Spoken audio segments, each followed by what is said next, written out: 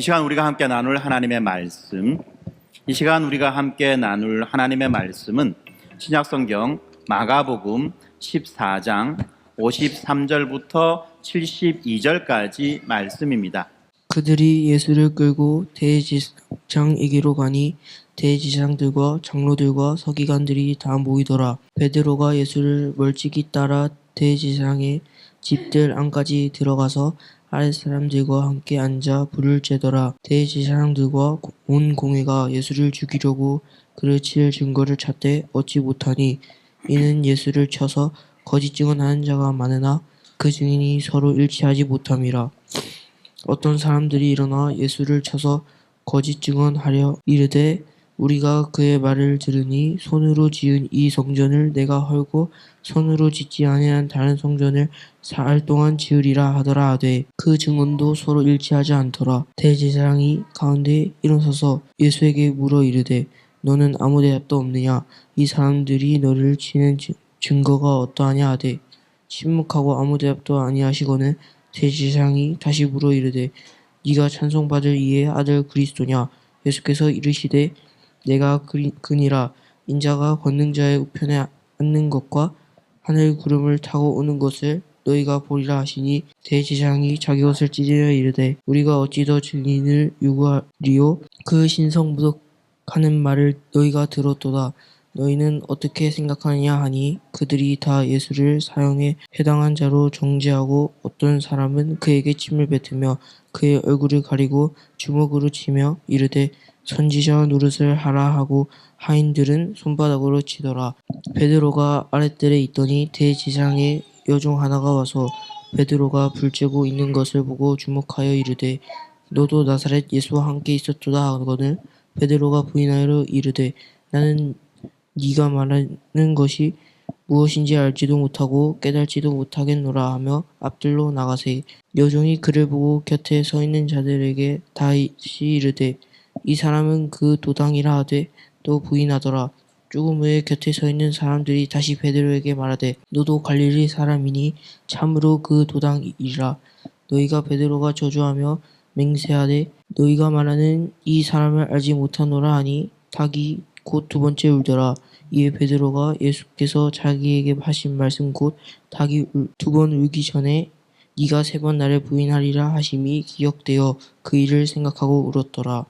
아멘. 오늘은 우리가 이 마가복음 14장 53절부터 72절까지 내용들을 살펴보도록 하겠습니다. 먼저 이 말씀을 살펴보기 전에 우리는 지난주에 예수님 앞에서 그렇게 호언장담하고 자신만만하던 그 제자들이 막상 예수님께서 이 흉악한 무리들에게 붙잡히시는 것을 보게 될 때에 그들은 두려워서 다 도망쳐버리는 그런 일들을 하는 것을 우리는 살펴보았습니다. 또 그리고 우리는 그 말씀을 통해서 하나님의 복음에 근거하지 않은 그 예수 그리스도의 그 복음에 근거하지 않은 그러한 삶은 아무리 자신이 있어 하고 아무리 자기 자신을 그렇게 주장한다 할지라도 결코 환경 앞에서 굴복할 수밖에 없는 존재라는 것을 우리가 다시 한 번 더 살펴보았습니다. 우리가 복음의 그 크신 능력에, 복음의 그 큰 은혜에 압도당하며 살아갈 때 우리는 우리를 둘러싸고 있으며 우리를 공격하고 있는 그런 환경들을 극복하고 이겨나갈 수 있다라고 우리는 그렇게 살펴보았지요. 오늘 우리가 살펴볼 내용은 바로 예수님께서 체포당하시고 난 다음에 이 대제사장과 그리고 산헤드린 공회 앞에서 신문당하시는 장면을 살펴볼 것입니다. 그리고 베드로가 예수님을 부인하는 그 유명한 사건도 또한 오늘 우리가 살펴볼 것입니다. 본문에서 예수님은요, 이 거짓 증언과 조롱 속에서도 진리로 서 계셨던 그런 모습을 우리들에게 보여주지만 그렇게 예수님 앞에서 자신만만하고 호언장담했던 베드로는 이 두려움 속에서 자신의 믿음과 자신이 따랐던 예수 그리스도를 부인할 뿐만 아니라 저주하고 있는 그런 모습을 대비해서 보여주고 있습니다. 우리는 이 말씀을 통해서 오늘날에도 이 복음이 이 세상에서 오해받을 수 있고 또 왜곡될 수 있다는 것을 알아야 하며 또한 성도들은 날마다 이러한 사실들을 마주하면서 우리들의 믿음을 지켜가야 된다는 것을 보여주고 있는 것입니다. 예수님은 이 체포되고 난 다음에 대제사장에게 끌려갑니다. 그리고 사내들인 공회의 신문을 받으십니다. 이 사내들인 공회라고 하는 것은 일종의 유대인의 자치기구입니다. 거기에는요 71명의 제사장과 장로들과 서기관들로 구성되었고요. 그들은 이 유대 지방에서 일어나고 있는 종교와 행정과 그리고 기초적인 사법 문제에 대한 권한을 가졌습니다. 그렇지만 이 사형을 결정할 권한은 로마 당국으로부터 넘겨받지 못했었습니다. 그런 상황 속에서 이 사내들인 공회가 열리는 거죠. 특별히 오늘 우리가 보는 이 본문은 예수님께서 당하신 이 신문에 바로 공회의 모든 구성원들이 참여했다는 것을 강조하므로 이 신문이 유대교를 대표하는 공식적이고 조직적인 성격을 띠고 있다는 것을 우리들에게 보여주고 있습니다. 그렇지만 이 공회의 목적이 무엇입니까? 이 공회의 목적은 처음부터 예수님을 정죄하기 위한 것이었고요. 그러다 보니까 그 과정은 여러 면에서 불법적인 그런 일들이 일어났던 것입니다. 특별히 이 유대율법에 의하면 이 공회의 재판은 밤에 열릴 수가 없습니다. 그런데 이들은 예수님을 사형에 넘길 그 근거를 마련하기 위해서 이 밤에, 이 야밤에 비공식적인 신문을 진행하고 있는 것입니다. 이 상황 속에서 우리가 지난 시간에 살펴보았던 주와 함께 죽을지언정 결코 주님을 버리지 않겠다라고 그렇게 호언장담했던 제자들은 보이지가 않습니다. 다만 이 베드로만이 예수님을 멀찍이서, 가까이서가 아니죠, 멀찍이서, 이때 멀찍이서는 좀 길게 표현해야 됩니다. 멀찍이서, 멀찍이서 뒤따라가고 있습니다. 사실 모든 제자들이 이 예수님을 버리고 도망쳤죠. 그럼에도 불구하고 비록 이 멀찍이서라도 베드로는 그가 갈 수 있는 데까지, 구체적으로 말하면 예수님이 잡혀가신 그 대제사장의 그 집들 안에까지 예수님을 따라갔습니다. 이 모습을 보면서 이 베드로가 예수님에게 했던 그 말이 완전한 뻥이 아니라는 것, 완전한 이 헛소리가 아니라는 것을 우리는 알 수 있습니다. 그렇지만 이 이야기는 전체 이야기의 시작에 불과한 거죠. 이제부터 우리들은 이 고난과 모욕과 억울함과 죽음의 그 공포 앞에서 이 그리스도의 신 예수님께서 어떻게 대처하시는지 그 모습을 볼 것이며, 또한 베드로는 이러한 상황 속에서 어떻게 대처하는지 하는 모습들을 보게 될 것입니다. 아까도 말씀드렸지만 지금 예수님께서 지금 당도하신 이곳, 이 공회는 지금 정식 재판이 아니라 정식 재판을 하기 위한 그 증거 수집을 하는 신문의 자리였습니다. 그런데 그들은 어떻습니까? 예수님을 신문하여서 예수님에게서 어떤 죄가 되는 그런 증거들이나 근거들이나 증언들을 찾기도 전에 이미 예수님을 사형에 처하기로 결정했습니다. 다시 말하면 이 신문과 이 재판은 시작부터 짜맞추기식으로 진행된 아주 부당한 것이었습니다. 그럼에도 불구하고 그들은 어떻습니까? 이 예수님을 사형에 처할 만한 증거를 찾지 못했었습니다. 증인들이 나섰지만 그들의 증언은 한결같이 거짓된 것으로서 서로의 증언조차 일치하지 않았던 거죠. 공회는 이 예수님을 부당하고 무법하게 죽임으로 이 원망과 공분에 사로잡힌 이 백성들이 반란을 일으키는 것을 두려워했기 때문에 율법의 테두리 안에서 최대한 합법적으로 예수를 죽임으로써 그들의 행위에 대한 정당성을 얻기를 원했습니다. 율법에 의하면 이 사형을 결정하기 위해서는 최소한도 2-3명의 증인의 일치된 증언이 필요했습니다. 그래서 그들은 어떻습니까? 이 법률적 요건을 갖추기 위해서 이 증인들을 신문하는데 개별적으로 따로 불러다가 신문을 하는 거죠. 그리고 반대 신문도 합니다. 그러다 보니까 이 거짓으로 동원된 이 증인들의 일치되는 증언을 얻기가 상당히 어려웠던 것입니다. 그렇지만 이들의 증언 가운데에 주목할 만한 것이 있죠. 그것은 바로 이 성전과 관련된 증언입니다. 58절에 보니까 이렇게 나와 있습니다. 우리는 이자가 손으로 지은 이 성전을 내가 헐고 손으로 짓지 않은 다른 성전을 3일 만에 짓겠다라고 말하는 것을 들었습니다라고 그렇게 어떤 사람들이 증언하고 있어요.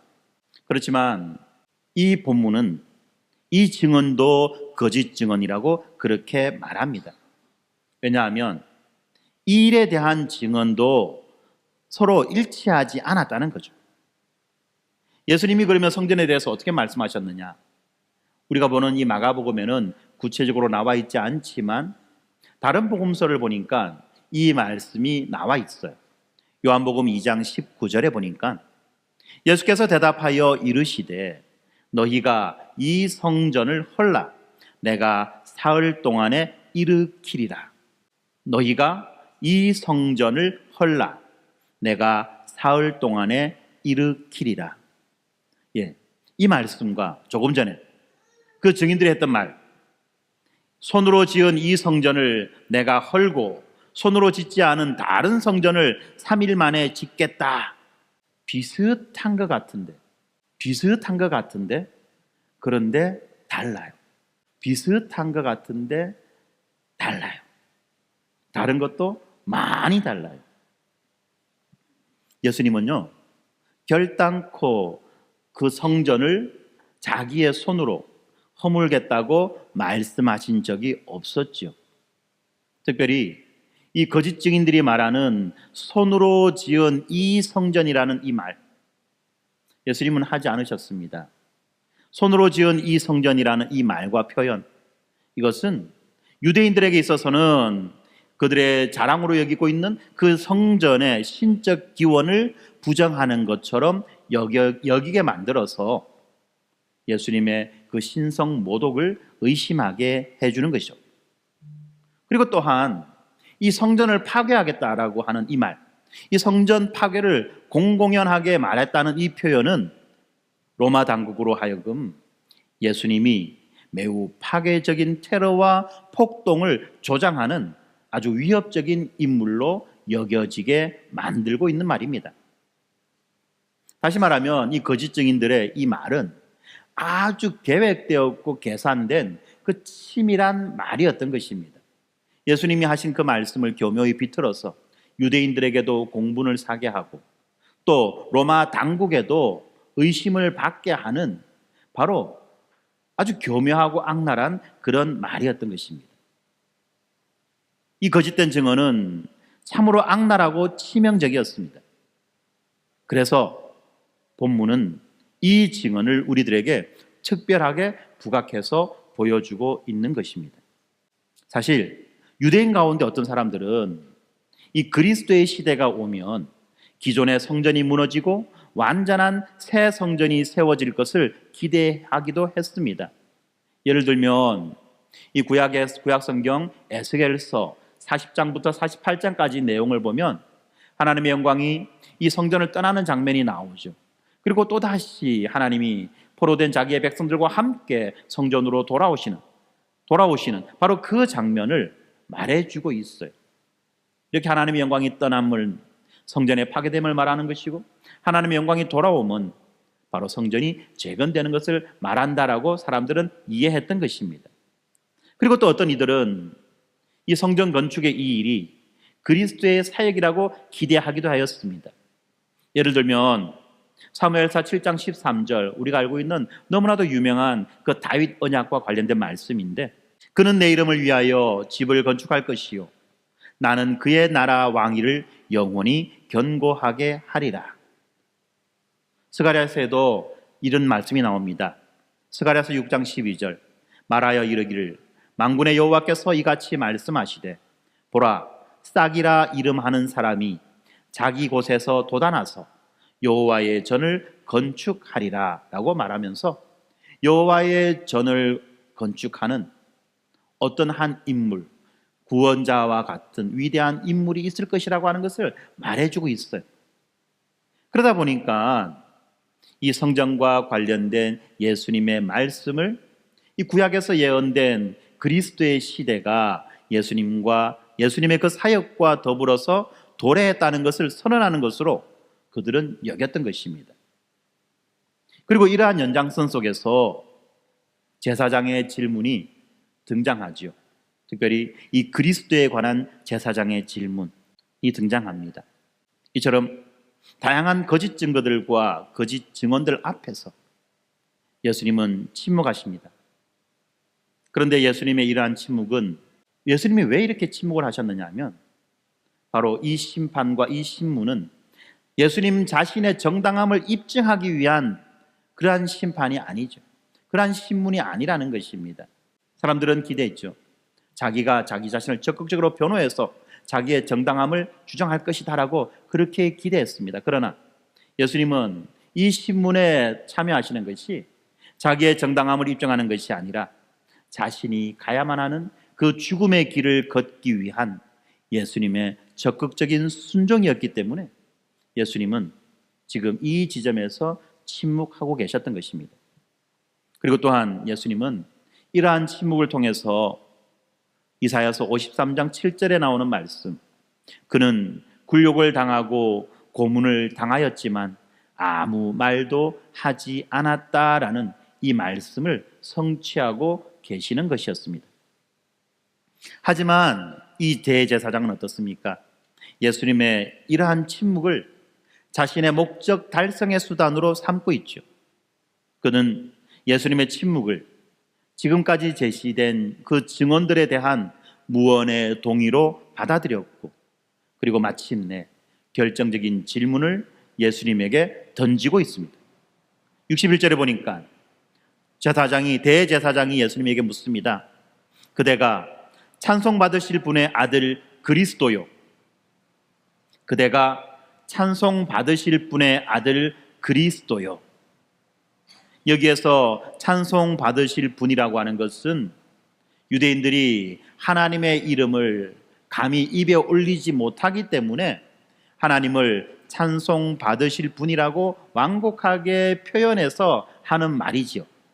그러니까 지금 이 대제사장은 예수님에게 당신은 그리스도이며 동시에 하나님의 아들이냐라고 묻고 있는 것입니다. 사실은 우리는 알고 있습니다. 이 마가복음을 처음 시작하는 마가복음의 서두에서 예수님을 하나님의 아들 그리스도로 소개하고 있습니다.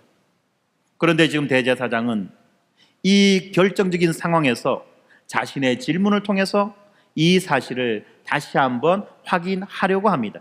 사실 이 대제사장의 이 질문은 눈꽃만큼의 신앙이 담겨 있는 그런 질문이 아니었죠.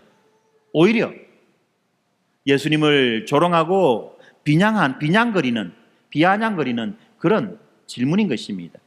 당신을 따르던 모든 추종자들이 다 도망가고 당신 홀로 지금 이렇게 붙잡혀서 처참하고 비참하게 이 신문을 당하고 있는데 당신이 어떻게 그리스도가 될 수 있겠느냐라고 하는 그런 빈정거림이었다는 것입니다.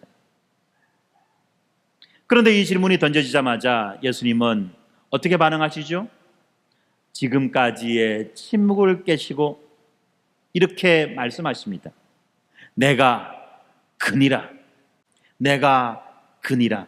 무슨 말입니까? 대제사장의 말을 인용해서 말한다면 내가 바로 찬송 받으실 분의 아들 그리스도다라고 말하는 것입니다. 우리가 지금까지 마가복음을 살펴보았을 때 예수님은 자신의 신분이 공개적으로 드러나거나 밝혀지는 것들을 금하셨습니다. 그런데 지금 예수님은 이스라엘의 그 최고 권위자 앞에서 아무런 거리낌 없이 그 엄청난 사실을 공개적으로 말씀하고 계시죠. 뿐만 아니라 예수님이 이렇게 말씀하십니다. 당신들은 인자가 권능자의 오른쪽에 앉아 있는 것과 하늘 구름과 함께 오는 것을 볼 것이다 라고 말씀합니다. 얼마나 엄청난 말씀입니까? 인자가 권능자의 오른쪽에 앉아 있는 것과 하늘 구름과 함께 오는 것을 보게 될 것이다. 먼저 예수님은 이 제사장이 말했던 이 그리스도라는 이 말을 인자로 바꾸어서 표현하고 있습니다. 그것은 바로 자신이 이스라엘 백성들이 정치적 해방을 가져올 민족의 구출자로서 기대하는 그 그리스도가 아니라 그 천상의 권위를 가지고 온 세상을 통치하실 인자라고 하는 사실을 밝혀주시는 것입니다. 얼마나 엄청난 말씀입니까? 네가 생각하고 네가 기대하는 그런 그리스도가 아니다. 나는 너의 생각과 너의 기대보다도 훨씬 뛰어나고 그 모든 기대들을, 그 모든 예상들을 훨씬 초월한 하늘의 권세를 가진 온 만물의 통치자다라고 그렇게 말씀하시는 것입니다. 특별히 예수님은 그 인자의 영광스럽고 권위 있는 모습을 지금 예수님을 신문하는 그 이스라엘의 지도자들이 보게 될 것이라고 선언하고 계시는 것입니다. 그리고 예수님은 자신의 부활을 통해서 이 일을 이루셨을 뿐만 아니라 우리가 신앙 고백을 하는 것과 마찬가지로 그 마지막 날에 바로 그들은 똑똑히 이 장면을 목도하게 될 것입니다. 목사님, 시간이 얼마나 흘렀는데요. 2000년 전에 있던 그 사람들, 예수님과 같은 시대를 살고 있던 사람들은 이미 다 죽었는데 그 사람들이 어떻게 똑똑히 이 장면을 보게 된단 말입니까? 그렇게 말하는 사람이 있을 수도 있어요. 그런데 우리는 한 가지 더 중요한 사실을 알고 있죠. 예수님께서 이 땅에 다시 오시는 그날에, 예수님께서 영광 가운데 이 땅에 다시 오시는 그날에 어떤 일들이 벌어집니까?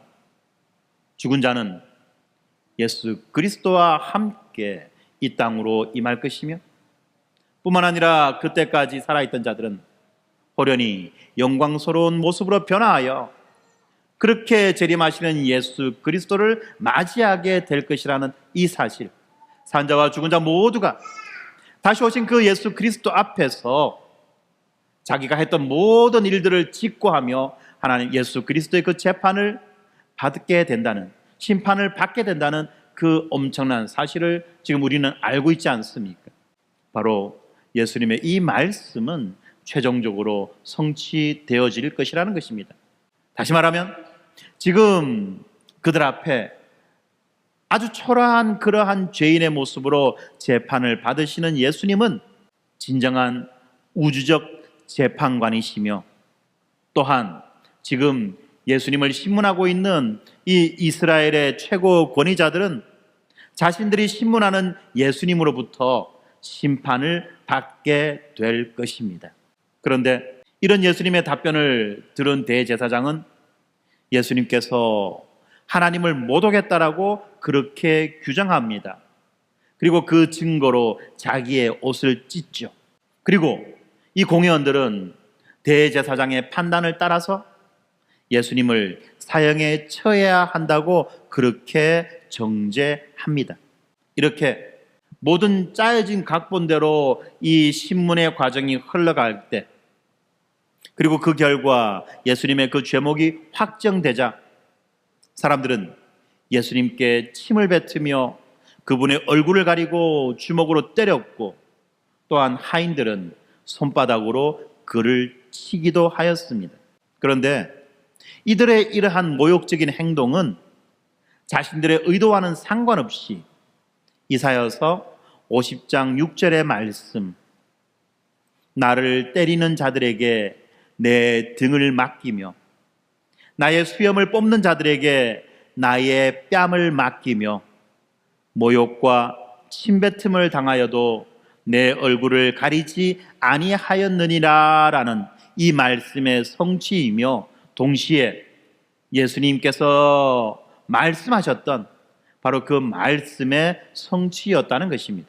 또한 예수님은 이토록 그릇되고 부당한 대우를 받으시지만 전혀 저항하지 않으심으로써 예수님의 가르침, 예를 들면 이런 거죠. 마태복음 5장 39절에 나와 있는 악한 자들에게 맞서지 마라.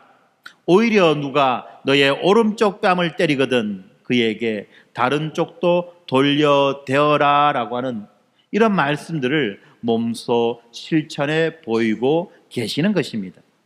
이렇게 예수님께서 홀로 이 신문을 당하시는 이 모든 과정은 단순히 고통당하고 그들의 모욕과 수치를 당하는 그런 과정이 아니라 하나님께서 작정하셨던 그 섭리들을 성취해가는 과정이라고 우리들은 이해해야만 하는 것입니다. 이제 장면이 바뀝니다. 대제사장의 집에서 예수님에 대한 재판이 열리는 동안 이 베드로는 그 대제사장의 집들 안까지 들어가서 그 집의 아랫사람들과 함께 앉아 불을 쬐입니다. 베드로가 아랫뜰에 있을 때에 대제사장의 여종 가운데 한 명이 와서 베드로를 자세히 빠꼼히 쳐다봅니다. 그리고 말하지요. 너도 나사렛 예수와 함께 있었다. 지금 어떤 상황입니까? 예수님이 환영받고 예수님이 칭송받고 예수님이 찬양받는 그런 상황 속에서 너도 나사렛 예수와 함께 있었다라는 이 말은 자기의 어깨를 으쓱거리게 만드는, 그죠? 자신감 뿜뿜하게 만드는 아마 그런 말이었을 거지만 지금 이 상황은 어떤 상황입니까? 예수님이 강제로 잡혀와서 거짓 증언과 모함들을 통해서 지금 죽음으로 내몰리고 있는 그런 긴박한 상황 아닙니까? 이런 상황 가운데 지금 베드로가 어떤 한 여종에 의해서 예수님과 한패라는 그런 지적을 당하자 베드로는 그만 예수님을 부인해버리고 말았습니다. 그리고 베드로가 그곳을 떠나서 이제 앞들로 나아갑니다. 장소를 옮겼다는 거죠. 그 자리를 피했다는 것입니다. 집 안에 있다가 집 앞으로 나왔다는 거예요. 그런데 거기에서도 다른 여종이 이 베드로를 보고 예수님의 도당이다, 예수님과 한패다 라고 말하는 거죠. 이렇게 말하자 베드로는 또다시 예수님을 모른다고 부인합니다. 그리고 얼마 있지 않아 곁에 서 있는 사람들이 베드로에게 이렇게 말하죠. 너도 갈릴리 사람이니 참으로 그 도당이다 라고 말합니다. 도대체 무엇을 보고 베드로를 갈릴리 사람이라고 했을까? 아마도 그 베드로가 하는 그 말투 때문에 그러지 않았을까 여겨지는 거죠. 사람들의 말 속에 그 사람이 어디 출신인지 우리는 짐작해 볼 수 있는 그런 힌트들이 있지 않습니까? 바로 그 말투 때문에 아마 그랬던 것 같아요. 이렇게 연속적으로 3번이나 예수님과 한패다라는 그런 지적을 당하자 베드로는 저주하며 맹세하는 지경에 이르게까지 되었습니다. 베드로가 말합니다. 나는 너희가 말하는 이 사람을 알지 못하노라. 그러면서 자신이 예수님을 모른다는 것을 증명해 보이기 위해서 아마 예수님을 저주했던 것 같아요. 베드로가 뭐라고 말하죠 지금? 너희가 말하는 이 사람을 알지 못한다. 모른다. 여기에서 이 사람이라는 이 말은 그냥 순화시켜서 하는 말이죠.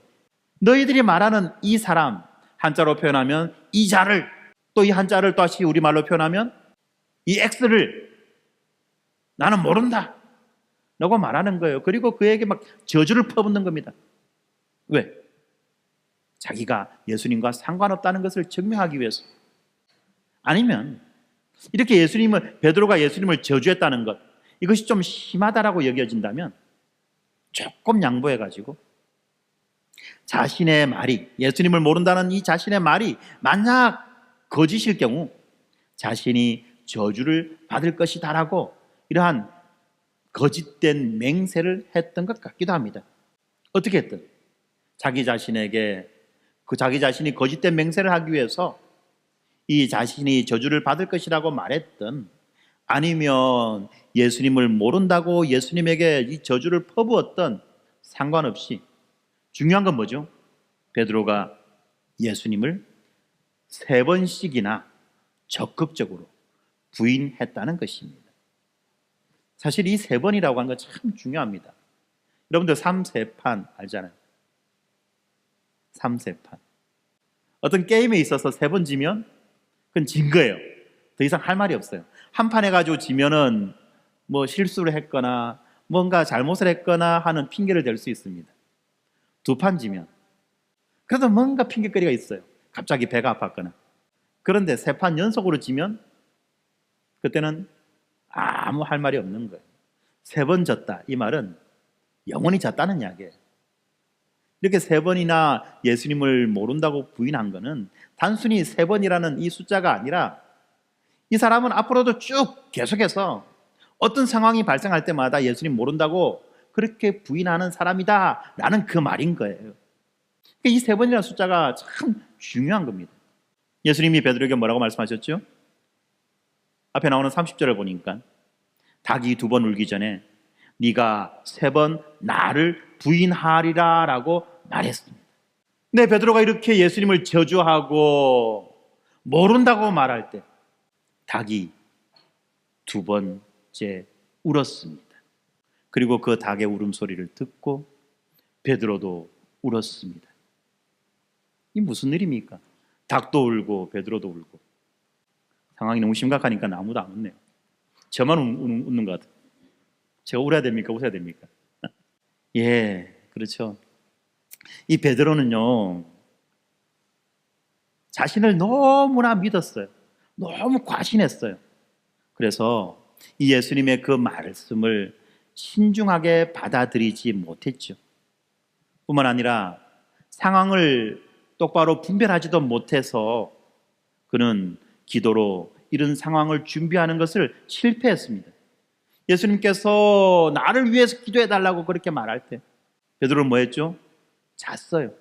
아무 관심이 없었다는 거예요. 우리 예배 가운데 자는 사람들이 있어요. 아무 관심 없는 사람들이에요. 당신이 무슨 말을 하든 나는 그 말은 상관없고 그냥 이 시간이 빨리 지나가기를 바랍니다. 설마 그렇진 않겠죠? 네, 그렇지 않으리라고 저는 기대합니다. 그렇지만 이렇게 잔다는 것은 관심 없다는 이야기입니다.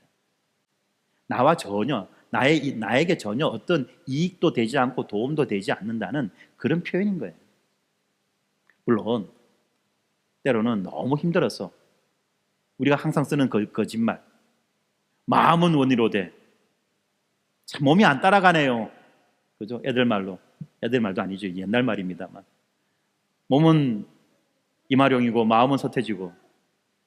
아무도 이 말을 못 알아듣죠. 이제는 이마룡이 누군지 서태지가 누군지 이제 못 알아들어요. 우리가 이런 세대를 살아가고 있습니다. 네, 하여튼 어쨌든지 간에 생각만큼 몸이 안 따라간다는 말입니다. 예, 물론 그럴 때도 있어요. 그렇지만 이것이 나에게 무엇보다도 중요하다라고 하는 그 중요성과 긴박성을 우리가 알게 되면 어떻게 좋을 수 있겠냐는 겁니다.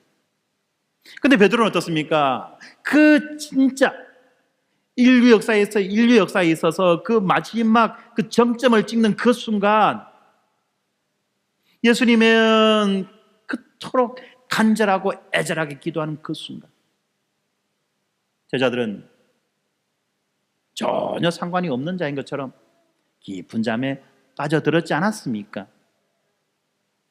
이런 모든 것들은 지금 베드로가 어떻게 실패해 왔는지를 보여주는 거예요. 그러다 보니까 우리가 알고 있듯이 이 베드로의 이 즉각적인 회개를 통해서 그에게 용서의 그 큰 은혜가 임했다는 것을 우리가 알고 있지만, 우리가 마가복음을 뒤로 계속해서 읽어나가면요, 지금 우리가 14장을 끝냈거든요.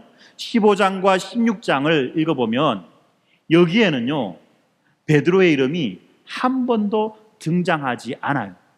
베드로가 울었다, 닭이 우는 소리를 듣고 베드로가 울었다 하고 이야기는 끝이 납니다.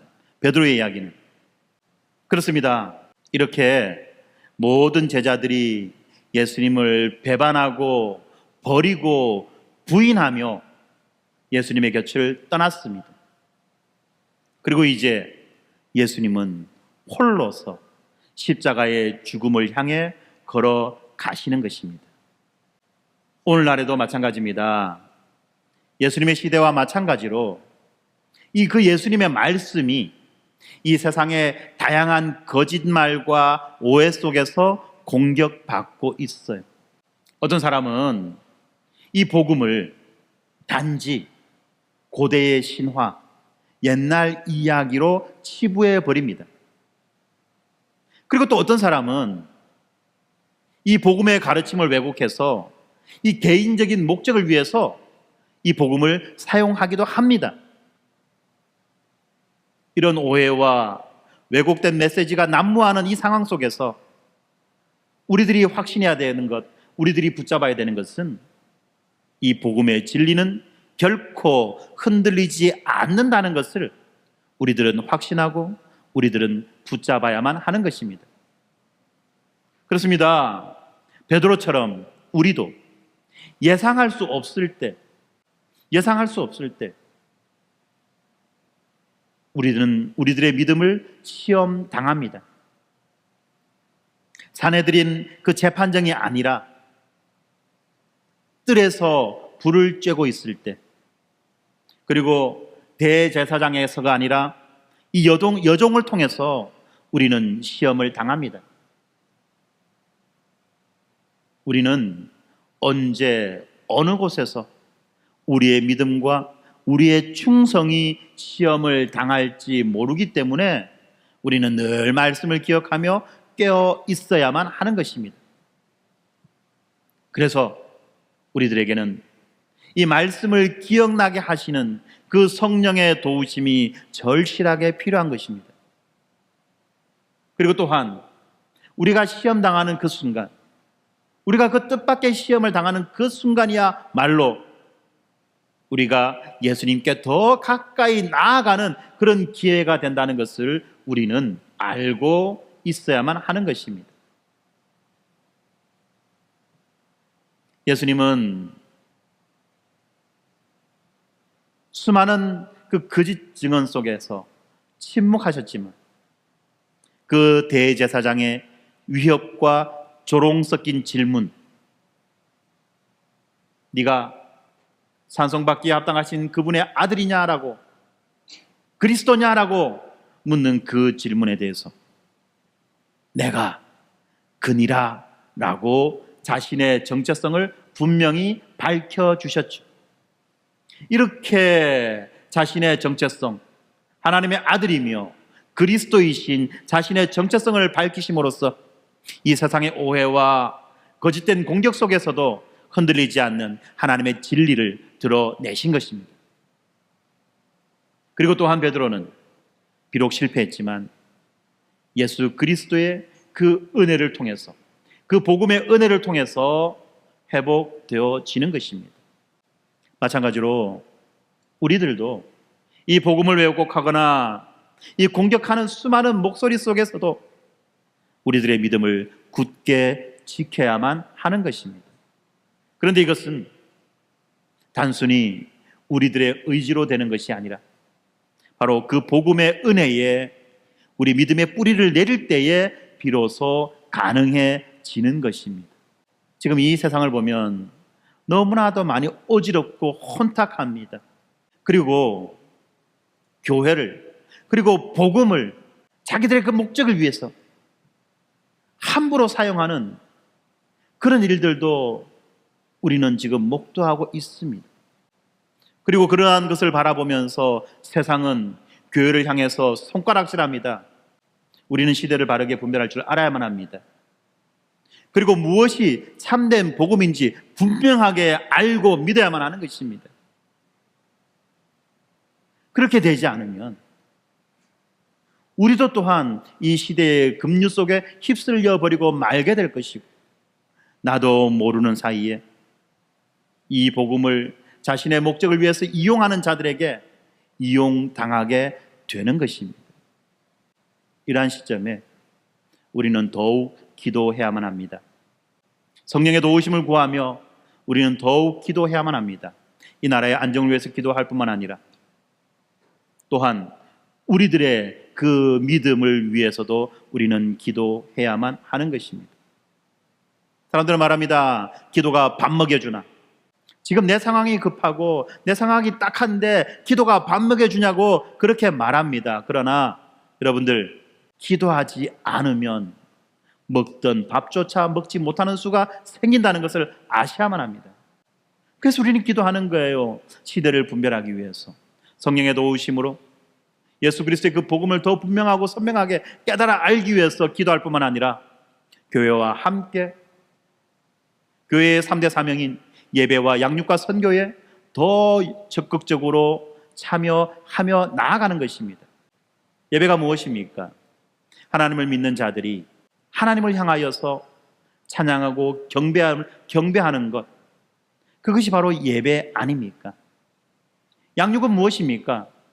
교회 안에 있는 하나님을 알지 못하는 자들, 교회 안에 있는 믿음이 연약한 자들, 복음을 제대로 알지 못하는 자들에게 복음을 분명하게 가르쳐서 그들로 하여금 우리와 함께 예배자로 세워나가기 위한 것이 바로 양육 아닙니까? 선교는 무엇입니까? 교회 밖에 있는 복음을 알지 못하고 복음을 듣지 못하던 자들에게 복음을 전해주고 복음을 듣게 함으로 그들도 또한 우리와 함께 하나님 앞에 예배자로 세워가기 위한 바로 그 일이 선교 아니겠습니까? 이처럼 예배와 양육과 선교는 교회의 3대 사명이라고 할 만큼 그만큼 중요한 일입니다. 이러한 모든 일의 근간에 바로 기도가 있고 바로 성령의 도우심이 있다는 것을 우리는 기억해야만 합니다. 기도를 통해서 복음을 더 분명하게 깨달아야 합니다. 성령의 도우심을 통해서 복음을 날마다 기억하고 날마다 깨닫고 날마다 붙잡고 날마다 의지하며 살아가야만 하는 것입니다. 그렇게 될 때 우리는 이 시대의 경랑 속에서 휩쓸려 가지 않을 수 있을 뿐만 아니라 우리 각자의 삶의 자리에서도 우리가 든든히 믿음의 뿌리를 내려 자라갈 수 있게 되는 것입니다. 사랑하는 성도 여러분, 우리가 세상을 걱정하지만 너무 지나치게 걱정할 필요가 없는 것은 바로 하나님의 섭리하시는 방식 때문입니다. 하나님은 선한 자들의 그 선행을 통해서 하나님의 뜻을 이루어 가시기도 하지만 때로는 악한 자들의 그 악행을 통해서라도 하나님의 뜻을 이루어 가신다는 것을 우리는 이미 살펴보지 않았습니까? 그래서 모든 일이 합력하여 하나님의 뜻을 이루어가는 그 놀라운 섭리의 비밀을 성경은 우리에게 말씀해 주고 있기 때문에 우리는 그러한 섭리의 방식을 믿고 오늘도 우리 각자의 자리에서 성실함으로 또한 거룩함으로 우리의 일상을 살아내야만 하는 것입니다. 우리가 마가복음을 읽으면서 무엇을 발견합니까?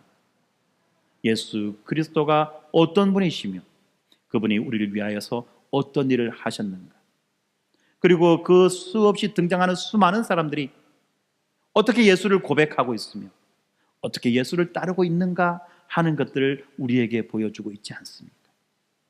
우리가 이 복음서를 읽으면서 우리는 어떻게 예수를 고백할 것이며 우리는 어떻게 예수를 따를 것인가를 생각하고 결단하고 결정해야만 할 것입니다. 기도하겠습니다. 고마우신 아버지 하나님, 감사합니다. 오늘 말씀을 통해서 이 공회 앞에 선 예수 그리스도의 그 모습을 살펴보았습니다.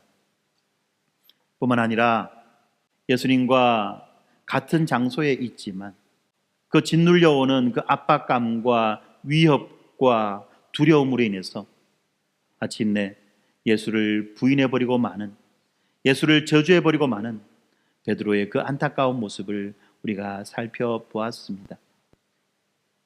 아버지 하나님, 우리들을 불쌍히 여겨주셔서 우리들에게 믿음의 믿음을 다하여 주시고 복음을 통하여서 우리들에게 그 분명하고 확고한 소망을 허락하여 주셔서